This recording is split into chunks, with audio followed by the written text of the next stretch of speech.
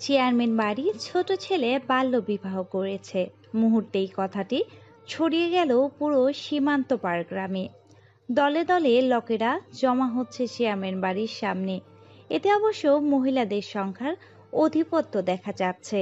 Chairman বাড়ির ছোট ছেলে সাইদ বসার ঘরে বসে আপেল চিবোচ্ছে আরাম করে। বাইরে তার বউকে নিয়ে এত কোলাহল মাতামাতি যে তার খুব একটা ভালো লাগছে না, সেটা তার ফুলে ওঠা নাক দেখেই অনুমান করা যাচ্ছে। সাইদের ঠিক সামনে দাঁড়িয়ে আছে হৈমি। দাঁড়িয়ে আছে বললেও ভুল হবে, বলা উচিত দাঁড় করিয়ে রাখা হয়েছে। হৈমি অসহায় চোখে সাইদের দিকে চেয়ে রইল। চিন্তায় আপাতত অস্থির সে। আব্বা হয়তো বাড়ি থেকে লাঠি নিয়ে ছুটে আসছে তাকে মেরে ফেলার জন্য। বাড়িতে গেলে আম্মার হাতে উদম কেলানি খেতে হবে ভাবতেই গা রীতিমতো জমে যাচ্ছে হৈমি অনেকক্ষণ থেকে দাঁড়িয়ে। একটা পর্যায়ে সাইদ পা নামিয়ে সোফায় সোজা হয়ে বসে ধমকে বলল, এই তুই দাঁড়িয়ে আছিস কেন? সোফা নেই আমার ঘরে, বস। হৈমি তীক্ষ্ণ চোখে সাইদের দিকে তাকালো, পরপর রোবটের মতো সোফায় বসে পড়ল। পাশ থেকে সাইদের আম্মা ধমকে উঠলেন, এই তুই ওরে বকস কেন? সাইজ বেড়ে গেছে, এমনিতেই বিয়ে করে আনছোস ওরে এই বয়সে। বাইরে তোর বাপ মাইন্সের লগে যুদ্ধ করে, চেয়ারম্যানের পোলা এত ভালো কাজ করছে, মানুষ তো চিল্লাবই। একদম চুপ করে বসে থাক, বজ্জাতের জাত। সাইদ এসব কথা শুনলে তো সে আরামে আরেকটা আপেল ফলঝুরি থেকে নিয়ে চিবোতে থাকে। রাতে হৈমির আব্বা এলে চেয়ারম্যান বাড়ি। চিন্তায় মুখ কালশিটে পড়ে গেছে তার। হৈমি তার আব্বাকে দেখে গুটিসুটি মেরে সাইদের মায়ের পেছনে লুকিয়ে পড়ে। হৈমির আব্বা এবং চেয়ারম্যান অবায়দুল্লাহ মুখোমুখি বসে। দুজনের চোখেই হতাশার ভাব। ছেলে মেয়েদের এমন কাজে দুজনেই যারপনায় লজ্জিত। কিছুক্ষণ পর সাইদ উপরের সিঁড়ি বেয়ে ঘুম ঘুম চোখ নিয়ে নেমে আসে। নিজের বড় এক সোফায় বসে টান দিয়ে হৈমিকেও নিজের পাশে বসিয়ে দেয়। হৈমি হতভম্ব, লজ্জায় দিশেহারা, মিনমিন করে মাথা নত করে বলে, আব্বার সামনে এসব কি ধরনের আচরণ? লজ্জা নাই? বেহায়া পুরুষ মানুষ। সাইদ অবাক হবার ভান করে বলে, লজ্জা কিসের জন্য বাবু? তোকে কি আমি সবার সামনে চুমু খেয়েছি, নাকি খোলা দরজায় পরিবার পরিকল্পনা করেছি? আমি তো যথেষ্ট ভদ্রপোলা হয়ে বসে আছি তোর বাপের সামনে, তাও তোর হচ্ছে না? অসভ্যতা কাকে বলে তাহলে দেখিয়ে ফেলি। হৈমি অসহায় চোখে চেয়ে দেখল সাইদকে। তারপর বিড়বিড় করে গালিগালাজ করতে করতে সরে বসতে চাইলে খানিক, অথচ সঙ্গে সঙ্গে সাইদ কোমরে চিমটি কেটে নিজের সঙ্গে পুনরায় চেপে ধরে রাখল। হৈমির কোমরে চিনচিনে ব্যথা স্তব্ধ হয়ে রয়ে গেল। দূর থেকে হৈমির আব্বা মেয়ে ছেলেদের কাজ দেখে দীর্ঘশ্বাস ফেলে কথা তুললেন, দেখুন চেয়ারম্যান সাহেব, ছেলে মেয়ে যা করার করে ফেলেছে, বিয়ে তো আর অস্বীকার করা যাবে না, আল্লাহর হুকুম। তবে আজকে আমি মেয়ে ঘরে নিয়ে যাব। সংসার করার মতো আমার মেয়ে ততটা বড় হয়ে যায়নি এখনো। অবায়দুল্লাহ আর চোখে ছেলের দিকে তাকান। সাইদের মুখের অঙ্গভঙ্গি মুহূর্তেই বদলে যাচ্ছে। যে কোনো মুহূর্তে এখানে একটা বোম ব্লাস্ট হয়ে যাওয়ার সম্ভাবনা প্রবল। সাইদ কিছু বলার জন্য মুখ খুললেই তার আগেই অবায়দুল্লাহ একদমে বলে ওঠেন, আমি রাজি, মেয়ে আপনি ঘরে নিতে পারেন। আমরা না হয় 2-3 দিন পর ধুমধাম করে তাদের বিয়ে দেব, চিন্তা নেই। সাইদ কথাটা শুনে এক মুহূর্তের জন্য স্তব্ধ হয়ে তাকিয়ে রইল বাবার দিকে। পরপর নাক ফুলিয়ে বলে ওঠে, আনবিলিভেবল! আমার বউ আমি দিচ্ছি না, মগের মুল্লুক নাকি?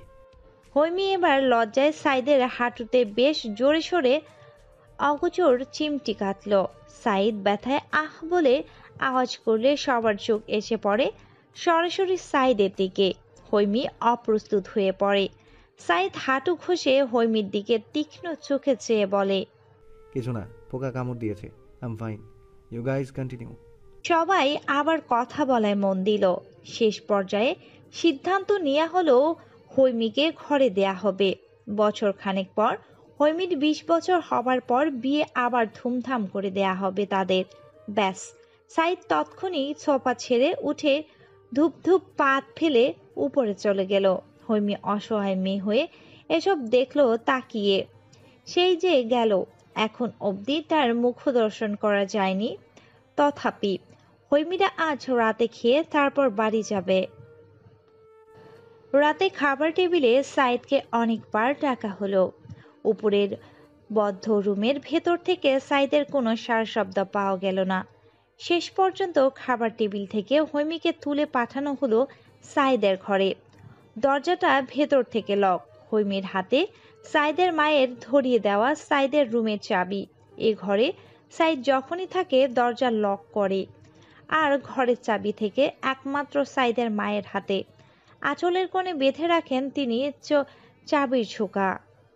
বদ্ধ করে ভেতরে সাইদের সারা শব্দ না পাওয়া গেলেও হৈমি জানে সাহেব রেগে মেগে আগুনের ফুলকি বনে আছেন। তাকে ঘাঁটতে গেলে হৈমির মরণ। তুলে এক আছাড় দেবে সে হৈমিকে, এ ব্যাপারে সন্দেহ নেই কোনো। তবুও হৈমি ঘরে ঢুকলো। সাইদকে হাতে বেঁধে নিয়ে যাওয়ার আদেশ প্রাপ্ত সে। আদেশ অবশ্য শিরোধার্য। হৈমি ঘরে ঢুকেই জিনিসপত্রের একই বিদিদিস্তা অবস্থা। ভেঙে চুরে সম্পূর্ণ মেঝেতে ছড়িয়ে ছিটিয়ে। হায় রে, মায়া লাগে না মানুষটার একটুও? এভাবে কেউ এত দামি জিনিসপত্র ভাঙে? পর্দাটাও হ্যাঙ্গার থেকে খুলে নিচে পড়ে আছে। কাচের ফুলদানি ভেঙে টেলিফোনের পাশে অসহায় অবস্থায় পড়ে। আহা, কি মনোরম দৃশ্য! মনে চাচ্ছে হৈমিকে নয়, সাইদকে ধরে আছাড় দেওয়া উচিত এসব কাজের জন্য। কিন্তু কার সাধ্য? চেয়ারম্যান বাড়িতে সাইদ রেগে যাওয়া মানে হুলুস্থুলুস কাণ্ড। পরিবারের ছোট ছেলে হওয়ার সুবাদে সাইদ সবার বড্ড আদরে। আদরের পরিমাণ এতই বেশি যে কেউ সাইদের দিকে আঙ্গুল তুললে অবায়দুল্লাহ নিজে তাকে শাসিয়ে আসেন। বড় ছেলে আবার বড্ড ভদ্র, ছোটটাই হয়েছে যত অসভ্যের জাত। হৈমি প্রথমে মেঝে যা পারে কিছু পরিষ্কার করে রাখলো, পর্দা হ্যাঙ্গারে ঝুলিয়ে টাঙিয়ে দিল, টেলিফোন ঠিকঠাক করে টি টেবিলের উপর রাখলো। শুধু কাচের জিনিস হাত দিল না। হাত কেটে গেলে সাইদ মেরে তক্তা বানিয়ে দেবে নির্ঘাত। এবার বিছানায় ঘুমন্ত সাইদের পানে তাকালো। উবুর হয়ে শুয়ে আছে মশাই। উদম গা, ব্ল্যাঙ্কেট কোমর অবধি ঢেকে রেখেছে। পিঠে ভাসমান ফুলে ফেপে ওঠা মাসল। ইস, বান্দা হট আছে। হৈমি নিজের চিন্তায় নিজেই হকচকিয়ে উঠল। দ্রুত চোখ মুছে স্বাভাবিক হলো, অর্থাৎ হবার ভান করল। জলজান্ত এমন আইটেম সামনে থাকলে কেউ কি ঠিক থাকতে পারে? হৈমি বুঝে পায় না তার মধ্যে সাইদ কি দেখল। এতটা পাগল কি দেখে হলো? হৈমির মধ্যে পাগল করার মতো কিছুই নেই, সত্যি কিছু নেই। অথচ হৈমি জানে পুরো গ্রামের মেয়েরা সাইদ বলতে উম্মাদ, এক কথায় জান হাজির। তার খোলা চোখ, আকর্ষণীয় দেহের মাসাল, সুদর্শন মুখ, সবকিছুই নজর কাড়া। তারপরও কেন হৈমি কেন? কার কেউ তো হতে পারত। হৈমি নিজের অবস্থা চিন্তা বাদ দিয়ে ঘুমন্ত সাইদের পাশে এসে বসলো। হালকা স্বরে ডাক দিল, উঠুন। এই যে শুনছেন, আপনার মা খেতে ডাকছেন আপনাকে, উঠুন। সাইদের মধ্যে কোনো নড়চড়া দেখা গেল না তেমন। ডাকতে ডাকতে হাল ছেড়ে হৈমি মুখ ফুলিয়ে বসে রইল পাশে। এক পর্যায়ে কি মনে করে সাইদের ঘন চুলে হাত দিয়ে ব্রাশ করতে করতে বড্ড নরম সুরে বলল, উঠবেন না? আমি চলে যাচ্ছি। হৈমি উঠে চলে যেতে নিলে হঠাৎ সাইদ টান দিয়ে হৈমিকে বিছানায় শুইয়ে গলায় মুখ ডুবিয়ে দিল। আচমকা আতকে হৈমি কই মাছের ন্যায় ছটফটিয়ে উঠল যেমন। গলায় ঠোঁটের ছোঁয়া পাওয়ায় সাথে সাথে সেই ছটফটানি কমে গেল। চোখ খিচে সুরসুরি হজম করার চেষ্টা করে বলল, সারুন, আমার দেরি হচ্ছে। সাইদ শুনে না, বরং হৈমির গলায় ক্রমাগত নাক ঘষে হুইস্কি সরে বলে, প্লিজ ডোন্ট গো না। I want feel you every second of my life Haimanti. Haimi স্তব্ধ হয়ে শুয়ে রইল। গলায় খচা দাড়ির স্পর্শ শরীরের প্রতিটা লোলকূপ অবধি দাঁড়িয়ে দিয়েছে। হৈমি আলগোছে হাত তুলে বুকের উপর শুয়ে থাকা সাইদের চুলে হাত বুলিয়ে দিল। খানিক পর ছোট্ট শ্বাস ফেলে বলল, যেতে হবে। এই অল্প বয়সে আব্বা রাজি হবে না মোটেও, যে দেখাবেন না। সাইদ কথাটা শোনা মাত্র বেশ জোরে সোরে কামড় বসিয়ে দিল হৈমির গলায়। 2 ইঞ্চি নিচে থাকা কালো তিলে ব্যথায় আহ করে উঠল হৈমি। সাইদ মাথা তুলে তেড়া করে বলল, তুই কচি খুকি নাকি? আজ বিয়ে হয়েছে, কাল বাচ্চাও হয়ে যাবে। আসছে অল্প বয়স। তোর বাপই তো তোর মাকে আরো অল্প বয়সে বিয়ে করেছে, আর আমি করলেই তোর বাপের গায়ে লেগে গেল। ধান্দাবাজ। হৈমি রাগ দেখালো। শুরু হয়েছে আবার বাপ নিয়ে কথাবার্তা। অসভ্য। হৈমি রেগে সাইদের চুল থেকে হাত সরিয়ে নিল। সাইদ টের পেতেই জোর করে হাত আবার নিজের চুলে রেখে দিল। হৈমি অগত্যা সাইদের চুল ব্রাশ করতে করতে বলল, বেশি বলবেন না, আব্বাদের সময় এসব চলতো, এখন যুগ বদলেছে। তাই? তা তোর বয়স কত বলতো? 17 তো হবে। কেন? আমি যতদূর জানি তোর মায়ের 16 বছর বয়সে তুই 1 বছরের ছিলি। আসছে যুগের কথা বলতে আমাকে। যুগ বদলে নাই। তোর বাপ আমার বিরুদ্ধে চক্রান্ত করছে। নিজে এই বয়সে বাপ হয়েছে আর আমাকে এখন বাপ হতে সুযোগ দিচ্ছে না। আনবিলিভেবল। সাইদ কথাটা বলে সোজা হয়ে উঠে বসে বিছানায় হেলান দিয়ে কোলে বালিশ রেখে হাতের তালু চিবুকি ঠেকিয়ে ঠাই চেয়ে রইল হৈমির দিকে। হৈমি উঠে বসল। কানের পেছনে চুল গুজে ইতিউতি চেয়ে বলল, খেতে চলুন, আমরা চলে যাব। সাইদ হামি তুলে রুমের এক পাশটা ভালো করে দেখে নিল। কি দেখলো সেই নিজ জানে। তারপর হঠাৎ করেই বলল, বাচ্চাদের থাকার জন্য রুমটা কাল থেকেই সাজানো শুরু করে দিতে হবে। 6 মাস লেগে যাবে পুরো রুম সাজাতে, আর 4 মাস ওয়েট করলেই বেবি হাজির। আইডিয়া কেমন বুঝি? হৈমি অবাক হলো খানিকটা। প্রশ্ন করল, বাচ্চা? 1 বছর কি বলছেন? 1 বছরের মধ্যে কার বাচ্চা আসবে ঘরে? আপনার আত্মীয়ের? আপনার বড় আপু বিদেশ থেকে ফিরছেন নাকি? সাইদ বাঁকা হাসল। বিছানা ছেড়ে উঠে কাবার থেকে তাওয়াল আর ট্রাউজার নিয়ে হৈমির পাশে দাঁড়িয়ে ফুট করে হৈমির গালে চুমু খেয়ে চলে গেল বাথরুমে। হৈমির গালে হাত দিয়ে থম করে বসে রইল।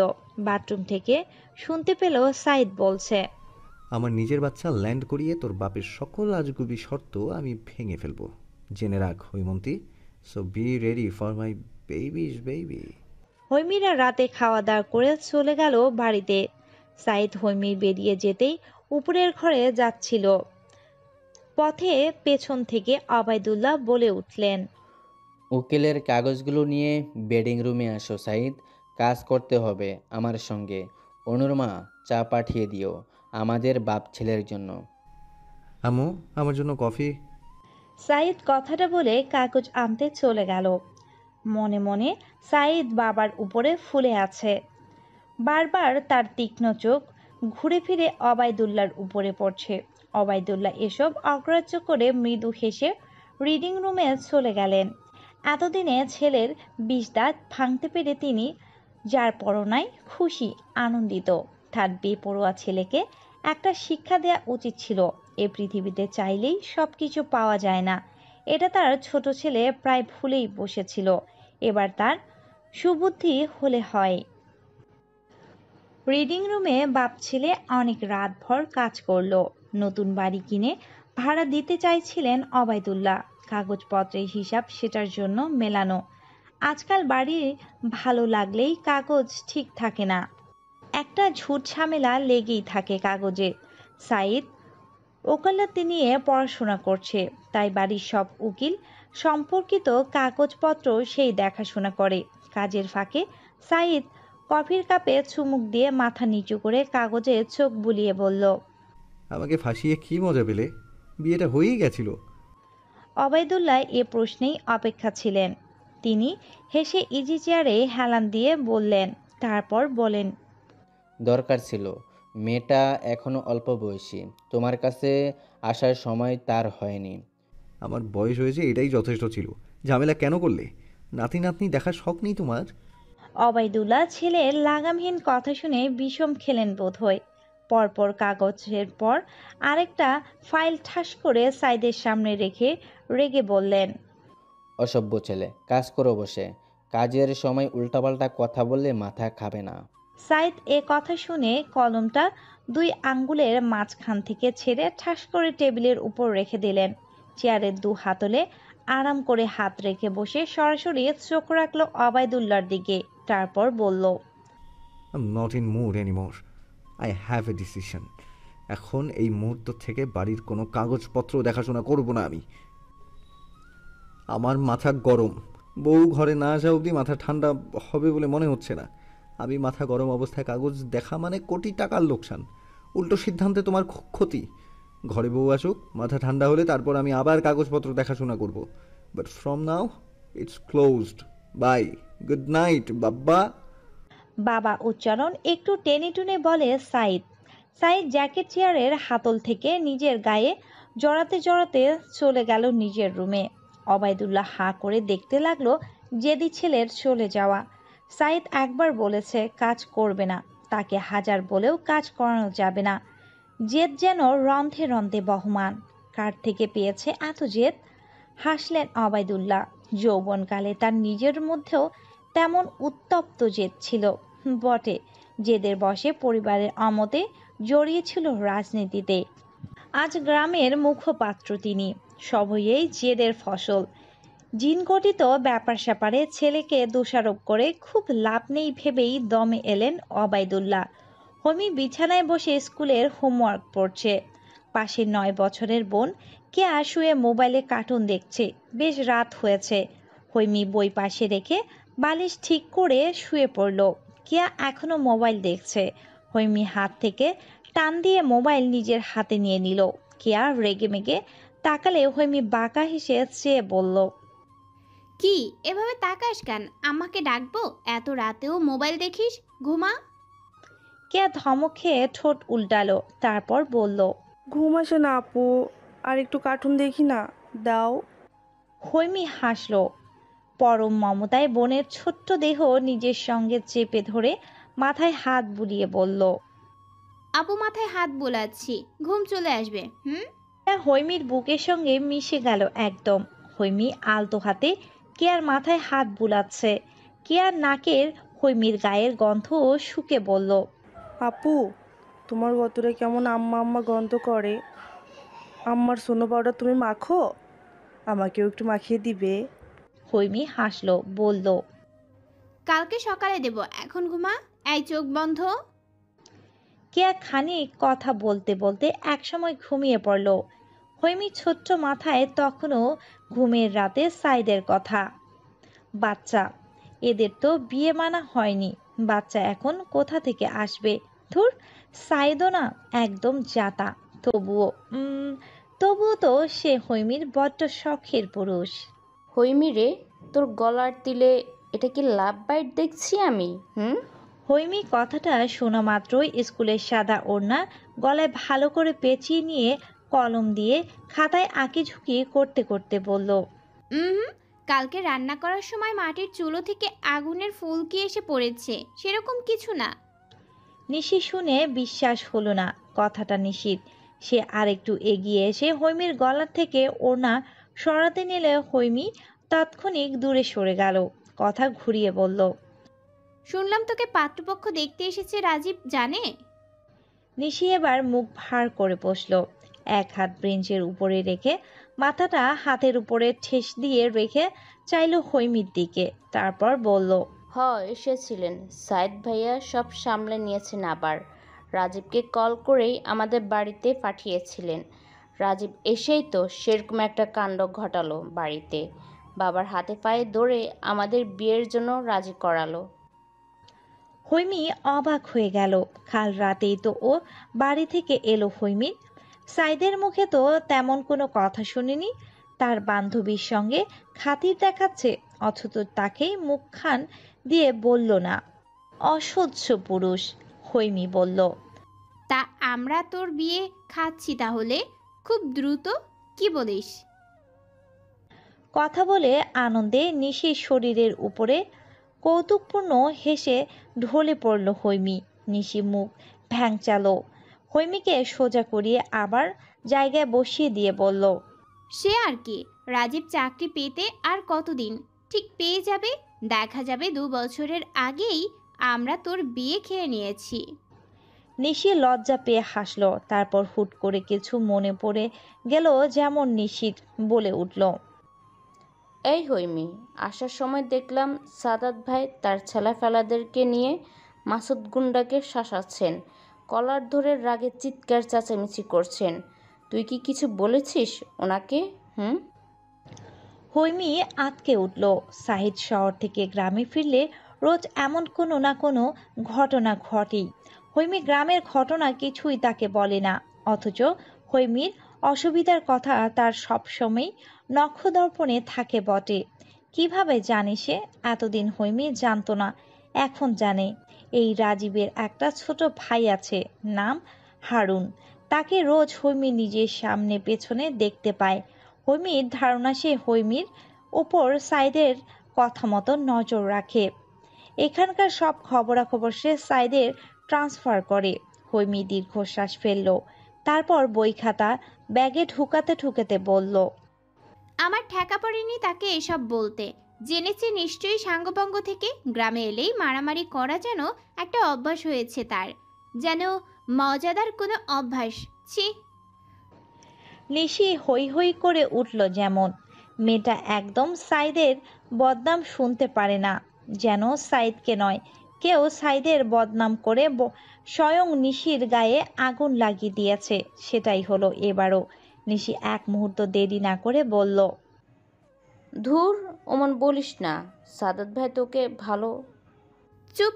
আর তার হয়ে সাফাই গাইবি না একদম, মায়ের লাগাবো ধরে। ছুটি হয়ে গেছে, বাড়ি চল। একদিন পর দুপুরে তখন হৈমি ঘরে পড়াশোনা করছে। হঠাৎ ওনার আড়ালে লুকিয়ে থাকা ফোন বেজে উঠল হৈমির।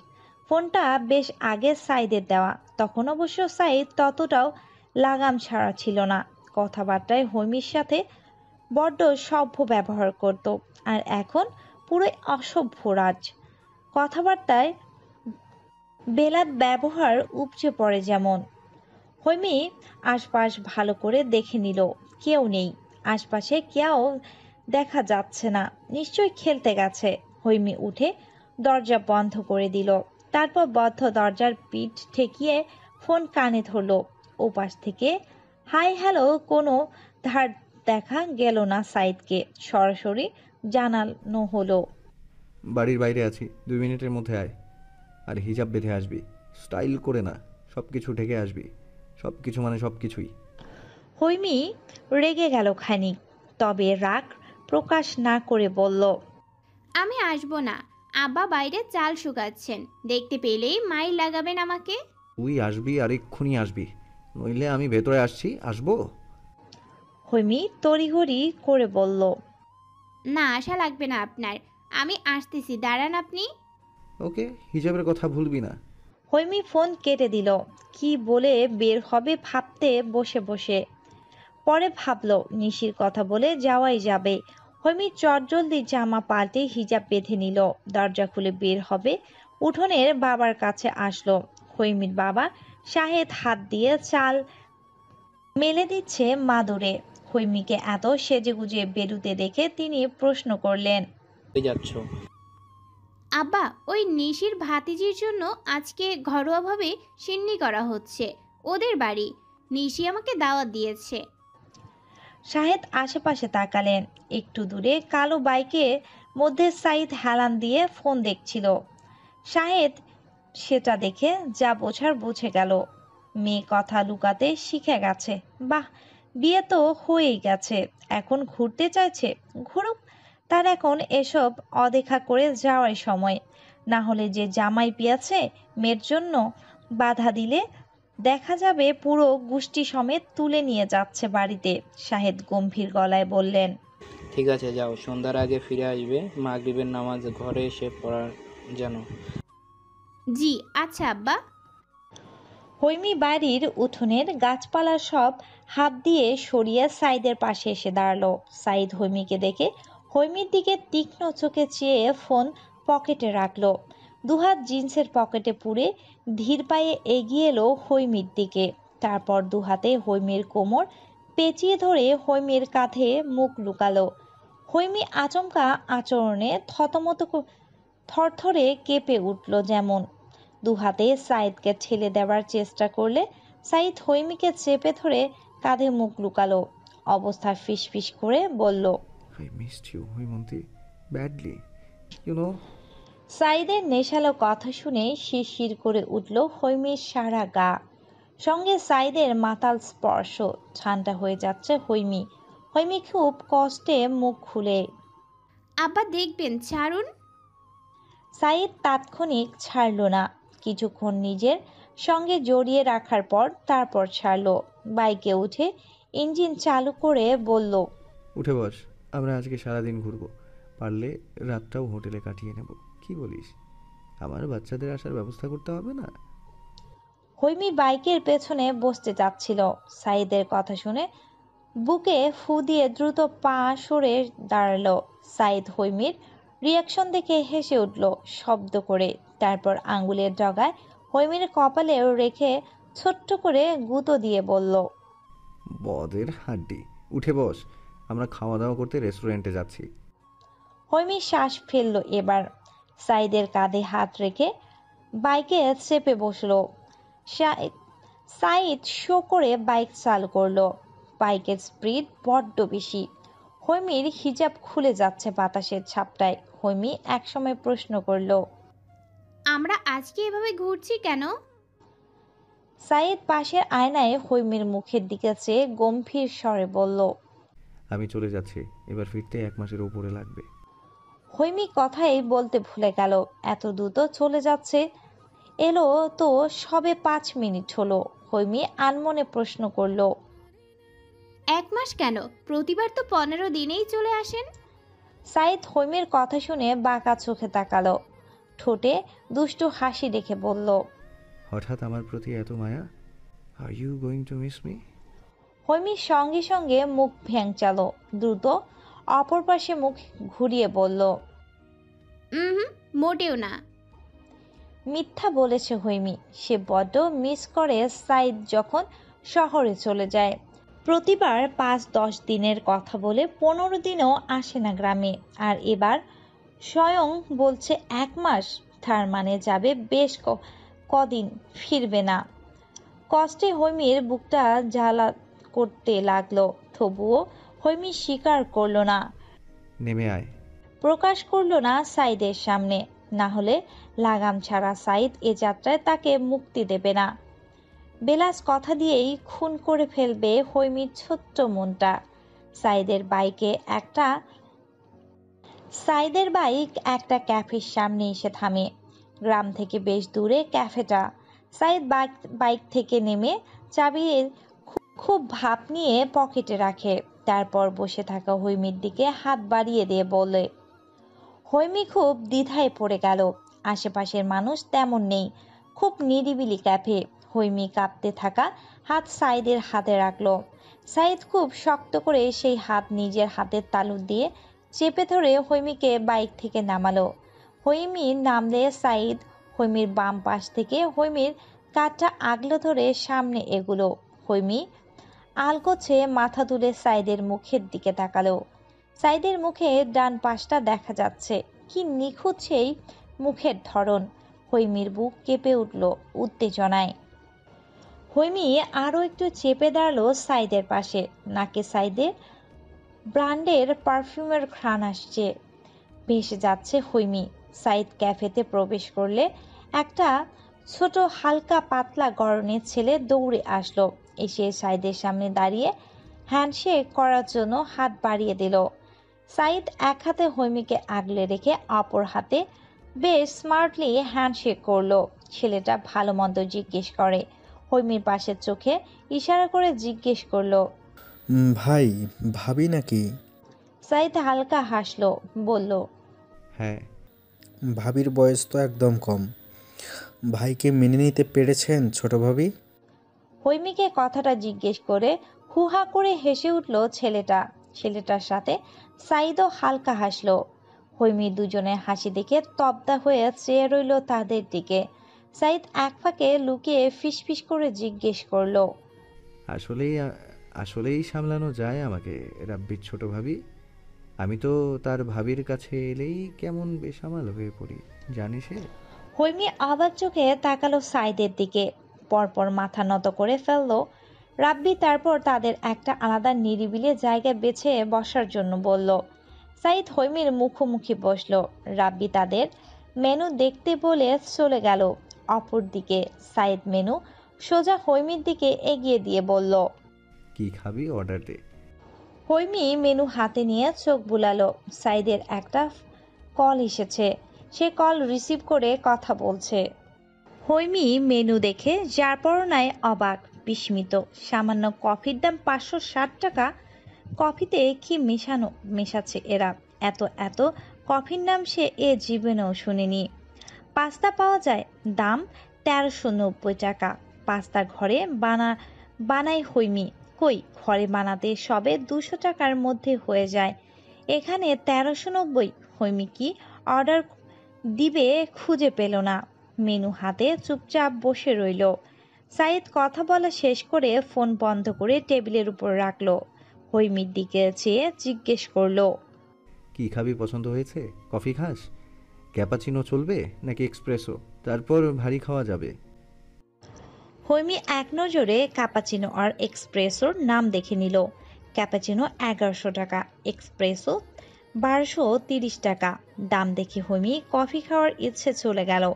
সাইদ এক পর্যায়ে রেগে গেল, বলল, মেনু খেতে তোকে দেয়া হয়নি, সেটা থেকে অর্ডার করতে দেয়া হয়েছে। এত কি দেখিস মেনুতে?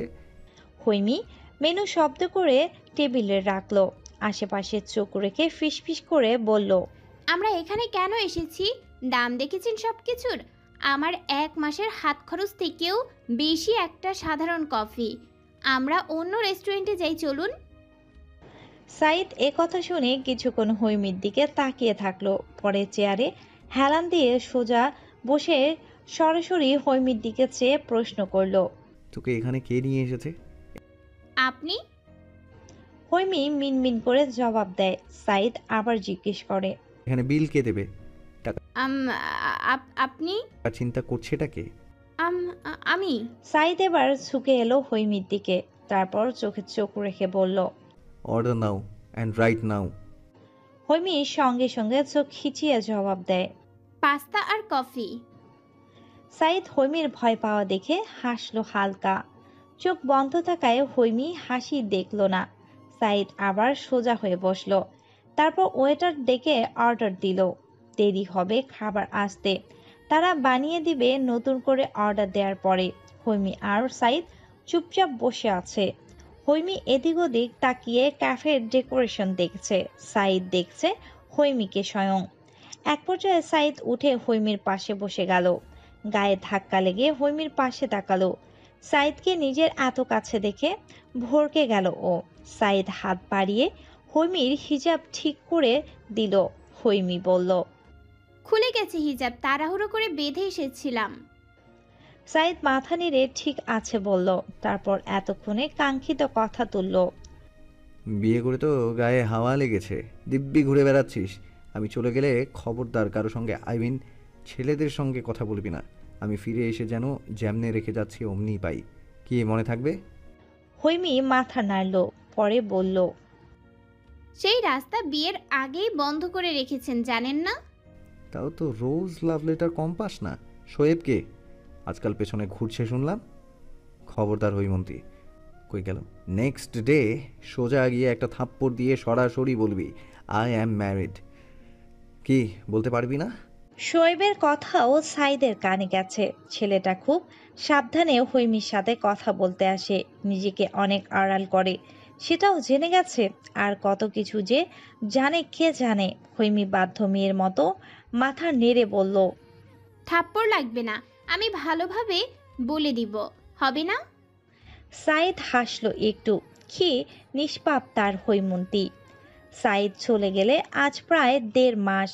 যাবার পর প্রথম কদিন কল দেয়া হতো তার।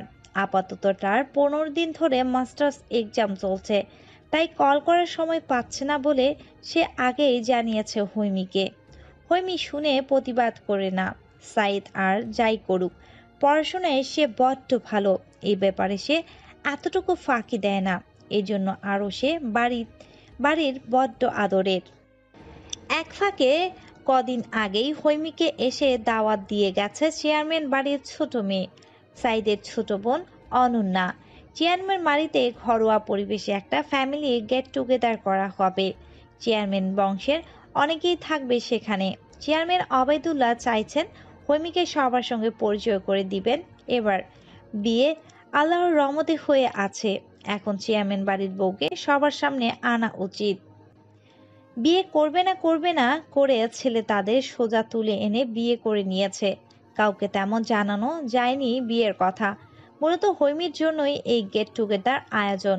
হৈমিকে নিজে এসে দাওয়াত দিয়ে গেল অনন্যা ও সাইদের বড় ভাবি। সঙ্গে যাবে হৈমির পুরো পরিবার। তবে অনন্যা বলছে হৈমিকে দুপুরের আগে নিয়ে যাবে নিজের সঙ্গে। শাহেদা মানা করবে করেও শেষ অবধি রাজি হয়েছে। তিনি মূলত চাইছেন না বিয়েটা এখনো প্রকাশ পাক, কিন্তু চেয়ারম্যান বাড়ির মানুষের তোপের মুখে পড়ে শেষ অবধি গড়িমসি করে রাজি হয়ে গেলেন। হৈমি সেদিন দুপুরে আগেই তৈরি হয়ে আছে। আজকে হৈমি শাড়ি পরেছে, আকাশ রঙের তাঁতের শাড়ি। শাড়িটা আজকের জন্য হৈমিকে চেয়ারম্যান বাড়ি থেকে উপহার দেয়া হয়েছে। সেদিনের কথার ফাঁকে হৈমি শুনেছে অনন্যার থেকে। আজকে সাইদ গ্রামে আসছে, আপাতত সে রাস্তায়, এই ফিরল বলে। অনন্যা নয়, বরং সাইদ নিজেই হৈমিকে নিয়ে যাবে তাদের বাড়িতে। এতদিন তৃষ্ণার্ত কাকের ন্যায় সাইদকে দেখার আশায় হৈমি রীতিমতো মারা যাচ্ছিল। আজকে তার সঙ্গে অবশেষে দেখা হচ্ছে। খুশিতে হৈমি সময়ের আগেই তৈরি হয়ে বসে থাকলো। এক পর্যায়ে হৈমির মোবাইলে কল এলো, অচেনা নম্বর। হৈমি কল ধরল। ওপাশ থেকে সাইদের কণ্ঠস্বরে কেউ একজন নকল করে বলল, হৈমন্তী, আমার বাড়ির বাইরে, দ্রুত আয়, তোর হাতে গুনে গুনে ঠিক 2 মিনিট সময়। হৈমি কথাটি শুনে আর আগে পিছে দেখার সুযোগ পেল না। খুশিতে হিতায়েত গান বুদ্ধি হারিয়ে দ্রুত শাড়ি একটু তুলে বাবাকে বলে দৌড় লাগালো উঠানের বাইরে। খুশিতে হৈমির চোখ চিকচিক করছে। উঠানের বাইরে পা রাখতেই শাড়ির আঁচলে টান খেলো। হৈমি আটকে গেল। পেছনে তাকিয়ে দেখে মাসু গুন্ডা তার সাঙ্গপঙ্গ নিয়ে হৈমির দিকে এগিয়ে আসছে। হৈমি বকা হয়ে তাকিয়ে রইল তাদের দিকে। তারপর অবস্থা বুঝে দৌড় দিতে আরম্ভ করতেই শাড়ির আঁচল হৈমির গায়ের সঙ্গে শক্ত করে পেঁচিয়ে মুখে রুমাল চাপে মাছু। মিনিট খানেক ধস্তাধস্তির পরই হৈমি জ্ঞান হারায়। মাসু হৈমিকে কাঁধে তুলে গাড়িতে তুলে নেয়। হৈমি শাড়ির আঁচলের একটা ছোট টুকরো ছিঁড়ে মাটিতে পড়ে থাকে। হৈমিকে নিয়ে ওরা চলে যায় লুকানো কোনো জায়গায়, যেখানে সাইদ তাকে কখনো খুঁজে পাবে না। সাইদ হৈমিকে উঠানের সামনে এসে বাইক থামালো। তারপর বাইকে বসে কল দেয় হৈমিকে। ওপাশ থেকে কল ধরে না কেউ। সাইদ এবার বিরক্ত হয়, অনন্যাকে কল লাগায়। ওপাশে কল ধরতে সাইদ থমকে ওঠে। তুই হৈমন্তীকে বলিসনি আমি নিতে আসবো তাকে? অনন্যা সঙ্গে সঙ্গে রিপ্লাই দেয়, আমি বলেছি ভাইয়া। হৈমি ভাবি তো এই কথা শুনে দুপুরের আগেই শাড়ি পরে রেডি ছিল, আমাকে রেডি হয়ে নিজেই কল করেছে, ছবিও পাঠিয়েছে। সাইদ অবাক হলো। তারপর কল কেটে দিল। ভাবলো বাড়ির ভেতরে যাবে। বাইক থেকে নামলে একটু এগোতেই পায়ে বাজে শাড়ি আঁচলের টুকরো। সাইদ কিছুটা অবাক হয়। কোমর ঝুঁকিয়ে আঁচল হাতে তুলে নেয়। শাড়িটা চিনতে তার এক বিন্দুও অসুবিধা হলো না। এ শাড়ি সে হৈমির জন্যই ঢাকা থেকে নিজে কিনে পাঠিয়েছে। কিন্তু শাড়িরও আঁচল এভাবে ছিঁড়ে পড়ে আছে কেন মাটিতে? সাইদ কিছুক্ষণ হাতে থাকা শাড়িতে আঁচলের দিকে চেয়ে থাকলো। তারপর হঠাৎই মনে পড়লো কিছু একটা। সঙ্গে সঙ্গে চোখ দুটো বড় বড় হয়ে এলো সাইদের। দৌড়ে হৈমির বাড়ির দিকে ছুটে গেল সে। শাহেদ তৈরি হচ্ছে চেয়ারম্যান বাড়িতে যাওয়ার জন্য। সাইদ বাড়ির উঠোনে পেরিয়ে সোজা শাহেদের রুমে ঢুকে গেল।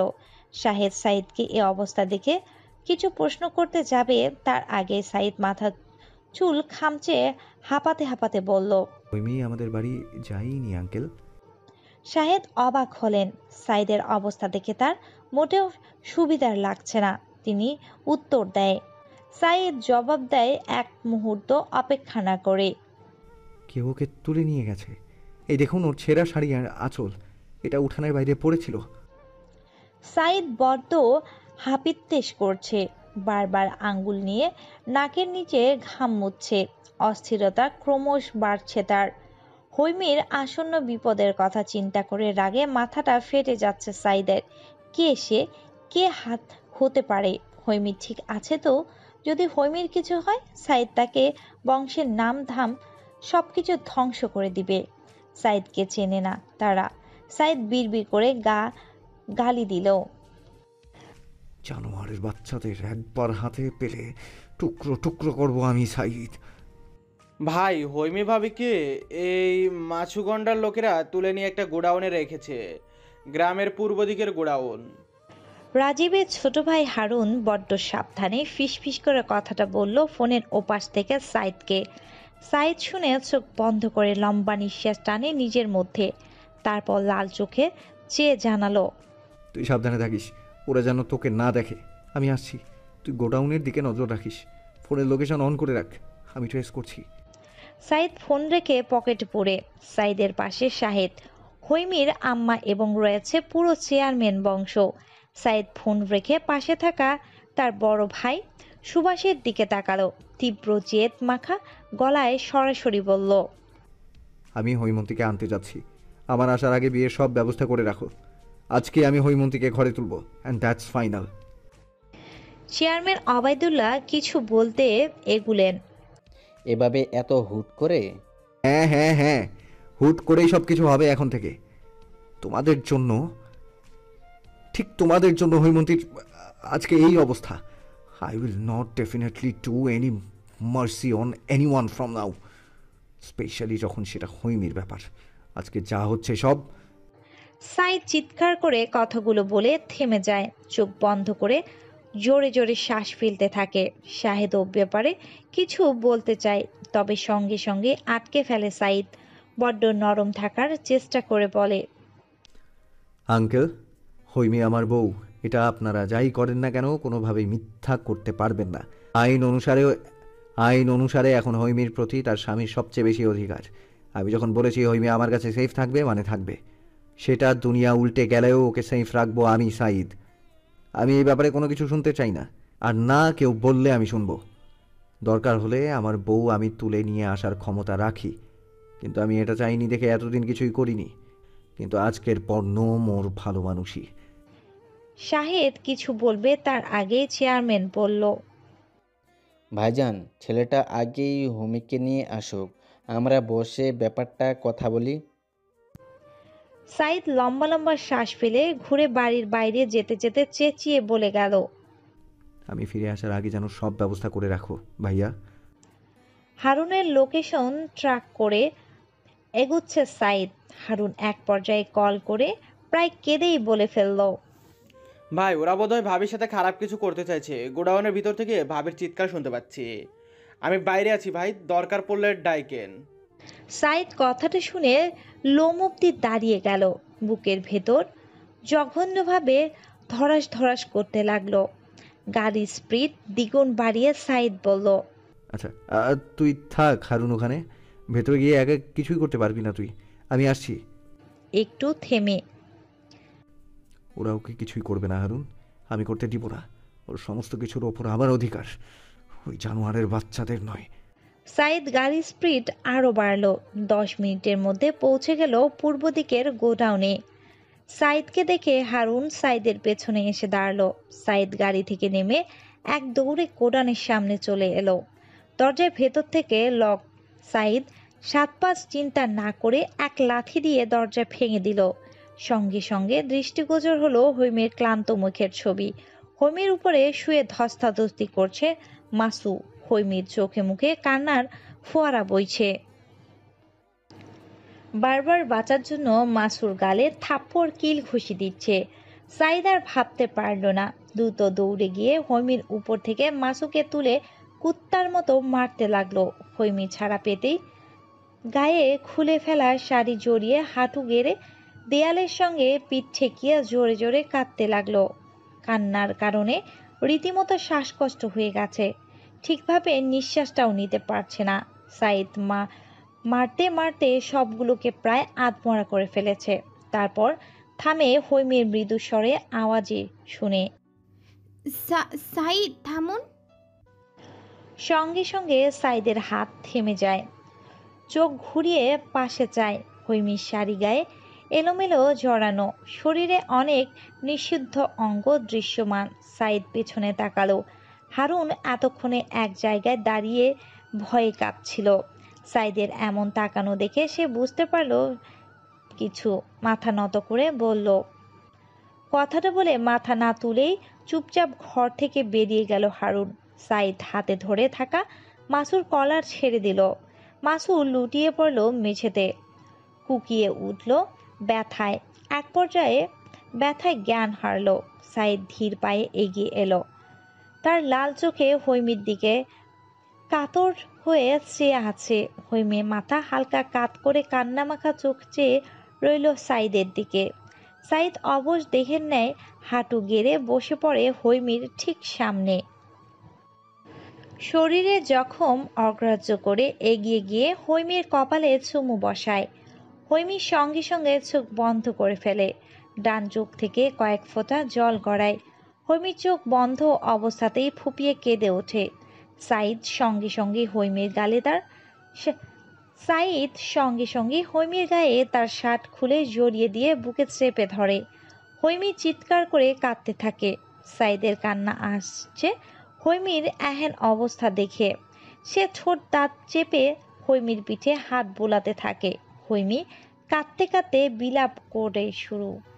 আমি অপবিত্র হয়ে যেতাম সাইদ, আমার আজ সব শেষ হয়ে যেতে পারত। ওরা ওরা আমাকে কেমনে এসব, আমার গায়ে ওদের ছোঁয়া, আমার ঘেন্না লাগছে সাইদ। সাইদ আমি আমি অপবিত্র। সাইদ আর শুনে না, শুনতে চায়ও না কিছু। জোরে একটা নিঃশ্বাস ছেড়ে হৈমির মুখ দুহাতে তুলে চুমু বসায় ঠোঁটে। হৈমির চোখের জল নাক গড়িয়ে ঠোঁটে আসতেই সাইদের ঠোঁটের চাপে হারিয়ে যাচ্ছে আবার। হৈমি এক পর্যায়ে নিজেই মোহিত হয়ে গেল। আজকে যা ঘটেছে ভুলার জন্য সাইদের গলা জড়িয়ে কিছুটা উঁচু হয়ে নিজেই পাগলের মতো চুমু খেতে থাকে ঠোঁটে। সাইদ ব্যথা পায়, তবুও মুখ বুঝে সহ্য করে নেয়। একটা দুটো ব্যথা হোক না, বউটা তো ওরই। হৈমি নিজে বড্ড অবাক হয়েছে। গোডাউন থেকে সোজা চেয়ারম্যান বাড়ি ফিরেছে তারা। দু পরিবারের সকল মানুষকে নিজের সামনে দেখে ভয়ে আতঙ্কে নিজেকে গুটিয়ে নিয়ে সাইদের পেছনে লুকায়। সাইদ টান দিয়ে হৈমিকে সবার সামনে আনে, জোর গলায় পরিচয় করায় হৈমিকে সবার সঙ্গে। আমার বউ হৈমি বিনতে শাহেদ, সবাই থাকুন, ও ফ্রেশ হয়ে আসুক, আমাদের বিয়ে খেয়ে তারপর যাবেন। হৈমিকে নিয়ে দ্রুত সাইদের ঘরে ছুটে গেল অনন্যা। দ্রুত বিয়ের শাড়ি গহনা পরিয়ে নিচে নিয়ে আসলো। কাজী এলেন, বিয়ে পড়ানো হলো বড্ড তাড়াহুড়োই। হৈমিকে কবুল বলতে একটুও সময় দেওয়া হয়নি। কবুল বলার সঙ্গে সঙ্গে সবাই আলহামদুলিল্লাহ বলে ওঠেন। হৈমি কি হলো কিছুই বুঝতে পারল না। যা হলো যেমন কোনো ঝড়, মুহূর্তেই হৈমির জীবন পাল্টে গেল। এখন থেকে সে সাইদের বউ, স্ত্রী, অর্ধাঙ্গিনী। ভাবতেই শিহরে কেঁপে উঠেছে বারবার হৈমি। বাসর ঘরে ঢুকে গেল খুব দ্রুতই, কেমন করে। ফুলে সজ্জিত বিছানায় হৈমি হাঁটু গেড়ে বসে আছে। সাইদ আর তার ভাই বোন কাজিনদের কথা শোনা যাচ্ছে বাইরে। সাইদকে তারা কোনো মতেই বাসর ঘরে ঢুকতে দেবে না। আগে 50,000 টাকা, তারপর বাসর। সাইদ বলল, ক্যাশ নাই এত, ভাগ। ভিড়ের মধ্যে অনন্যা উকি দিয়ে বলল, ক্যাশ নাই, কার্ড আছে তো, ওটাই দাও, আমরা নিয়ে নেব নিজেদের টাকা। সাইদ না পেরে শেষ অবধি কার্ড দিল, তারপর চোখ পাকিয়ে বলল, 50-এর উপরে 1 টাকা খরচ হলে তোদের 1 টাকাও আর আস্ত রাখবো না, মনে থাকে যেন। ভাই বোনের হই হুল্লোড় করে কার্ড নিয়ে গেল সাইদকে। তারপর বাসর ঘরে ঢুকতে অনুমতি দেয়া হলো। দরজা লাগানোর শব্দে হৈমি আর চোখে তাকায় সাইদের দিকে। সাইদ আজ সাদা পাঞ্জাবি পরেছে, হিরো লাগছে একদম তাকে। হৈমি বিছানা থেকে উঠে সালাম করলো সাইদকে। সাইদ হৈমিকে নিচে থেকে উঠিয়ে জড়িয়ে ধরলো শক্ত করে। হৈমি সাইদের বুকে নিশ্চিন্তে পড়ে থাকলো। এক পর্যায়ে সাইদ হৈমির চুলে চুমু খেয়ে ফিসফিস করে বলল, তুই তৈরি Haimanti? Can I love you? হৈমির গা যেন শিরশির করে উঠল। সম্মতিস্বরূপ জোরে সাইদের পিঠে আঁচড় কাটল। সাইদ মৃদু হাসল। হৈমিকে কোলে তুলে বিছানার দিকে এগোতে এগোতে বলল, আজ আর তুই আজ তো থাকবি না হৈমন্তী, তোকে আজ শেষ করে দেয়া হবে। আমার এতদিনের ধৈর্য আর সহ্য হচ্ছে না, একদম না।